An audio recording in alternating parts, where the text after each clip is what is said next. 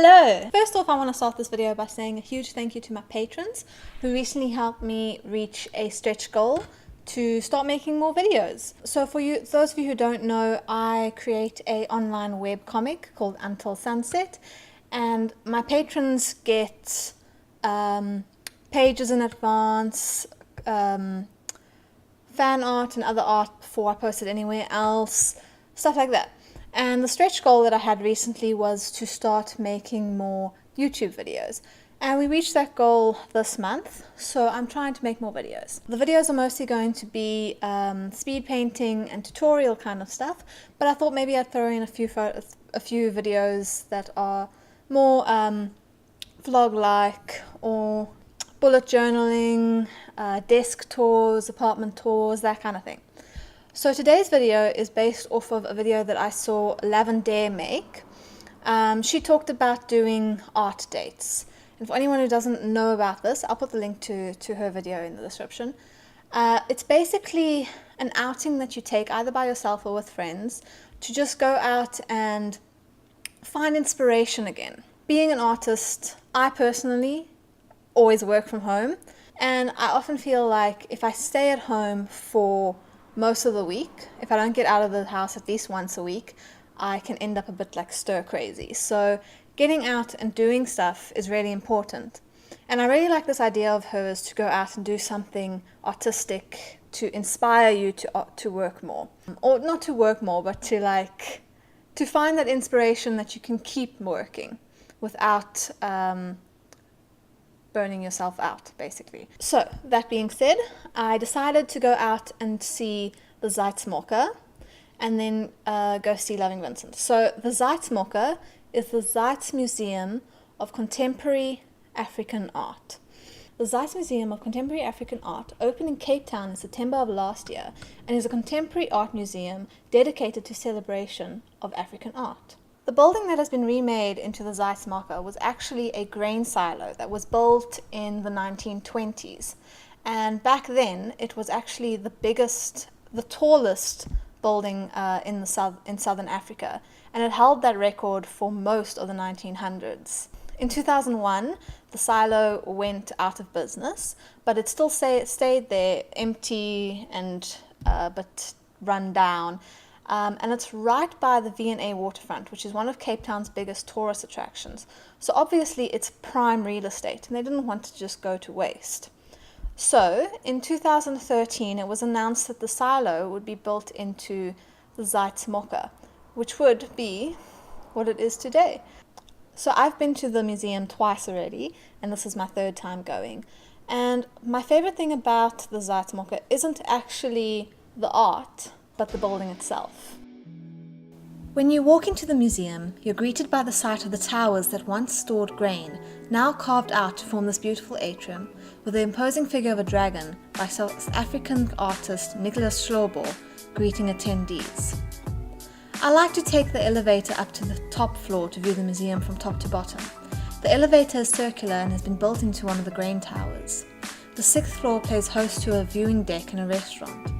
The viewing deck has no ceiling but is sheltered from Cape Town's wind by silo towers on 3 sides and the windows on the other.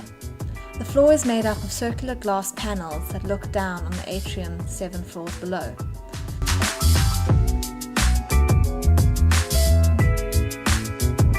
The building holds over 80 gallery rooms that circle the atrium over the course of 5 floors. The 5th floor was unfortunately closed as they were installing a new exhibition, so we headed down to floor 4. One of my favorite rooms in the museum is this one, depicting Liz Lowe's The Waves. At first glance, it looks to be a room covered in squares of unpainted canvas, but on closer inspection one will see that each of the 1,194 square panels are made up of tiny glass beads that have been weaved together. Lowe commissioned the beads from a factory in Japan before bringing them to Durban, South Africa, where she and her assistants sewed the beads into squares. Another interesting exhibition on this floor is Kendall Gear's Hanging Bricks, a room with red bricks hanging from red nooses. There is an easy pathway on the edge of the room to bypass the bricks to the next room, but museum attendees can weave their way through the bricks or sit below them if they so wish.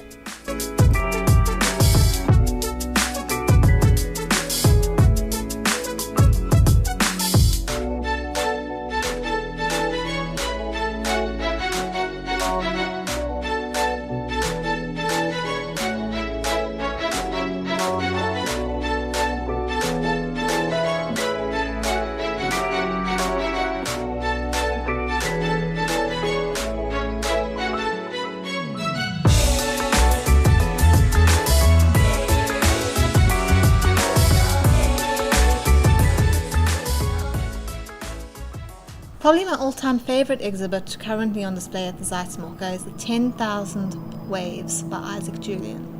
This is a film played on 9 screens in a duration of 49 minutes. Hear the plea of your suppliant children. Our bones shatter upon the rocks. Our souls scatter across the ocean. Nothing is left of us. Only our eye facing east from the seafloor. A breath drifting from shore to shore.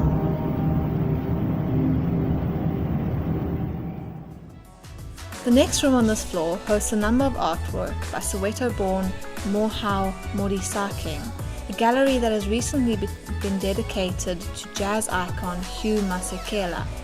Modisa King's work explores the socio-economic and political context of South Africa's violent past through self-portraiture.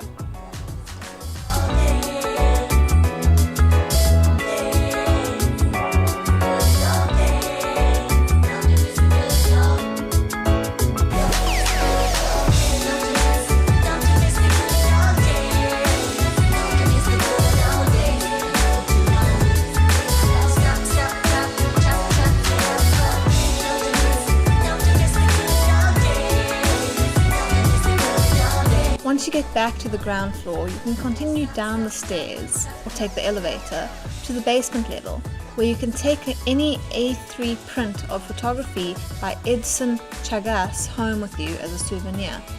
The basement floor consists of dark and industrial corridors, which lead out to the bright open space of the auditorium. Here you can admire the underside of Nicholas Shlobo's Impundulu and the museum interior. So, after leaving the Zeitz MOCAA, we decided to go have lunch really quick, and then we went to go and see Loving Vincent. Now, I don't really know what I was expecting from Loving Vincent.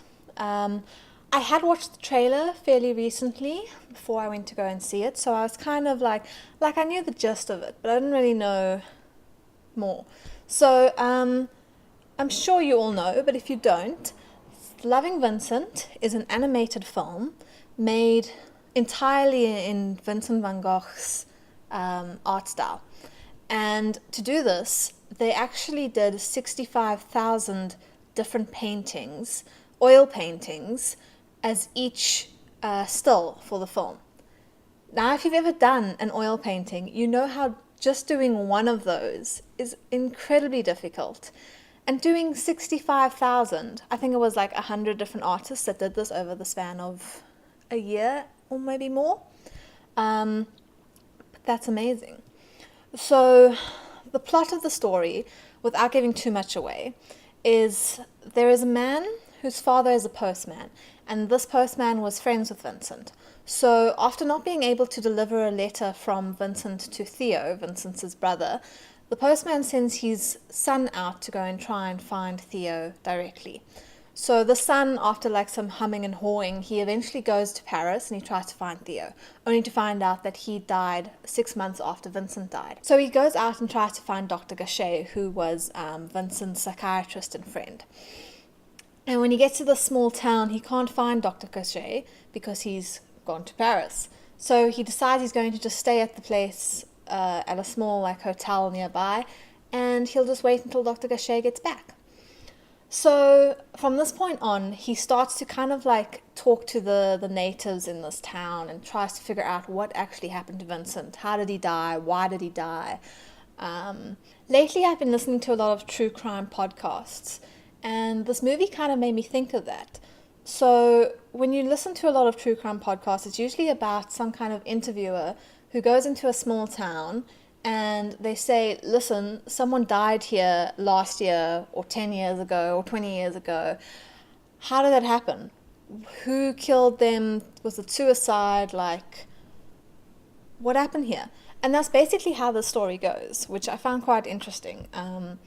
He kind of just keeps asking people, and he gets really emotionally invested, which is also something you find in a lot of the podcasts. They go in just to like do something quickly, you know, they've got a job, and then they get so emotionally invested. And I really, really enjoyed the movie. I am a big fan. Let's stop saying So I'm a big fan of Vincent van Gogh. When I went to Europe in 2015, we went to Amsterdam and I got to see the Vincent van Gogh Museum and I loved it. And he was someone we had to study in art in high school and in college a lot. And like, of all the artists that you have to study, Vincent van Gogh was one of my favorites. And I know I'm saying Van Gogh and then I'm saying Van Gogh and then I'm saying Van Gogh again. So don't fight with me. I know. I don't. I'm just gonna say whatever I say. So yeah, what I really enjoyed most from the movie was actually like pointing out his different paintings. So like, hey, I know that one. Hey, I know that one. Hey, I know that one. Like that was just really enjoyable. And it's just beautiful. Like watching it and thinking like, people had to paint all of this. Like I've made a GIF before that had like 6 to 12 frames in it, and even that I was like, oh my god, this is exhausting. And that's digital work. I can't even imagine oil paint. Like I don't know how animators do it, but I especially don't know how these animators did it. My favorite scene in the movie was actually the very last scene with the main character Armand and his father meet up again, and that actually was based off of this painting from Van Gogh. And this is actually my sketchbook. So it's a Van Gogh printed sketchbook, and it's got like this lovely embossed design with gold in it. And at some point I will do a sketchbook tour, but at the moment there's not enough sketches in this book. It's like, it's so pretty. Every time I want to draw in it, I'm like, I'm going to ruin it. But yeah, that's what I did for my little art date. Let me know if you ever do stuff like this, if you ever go on art dates by yourself or with friends. Yeah, hopefully I'll make more videos like this. If you enjoyed this, I know I say and like and lots of long pauses, but hopefully I'll start learning to do that better. And yeah, that's the end of the video. Thank you so much for watching. Check out my comic if you haven't read it before. There's a link in the description, as long as the link to Lavier's video. And thank you so much. Bye.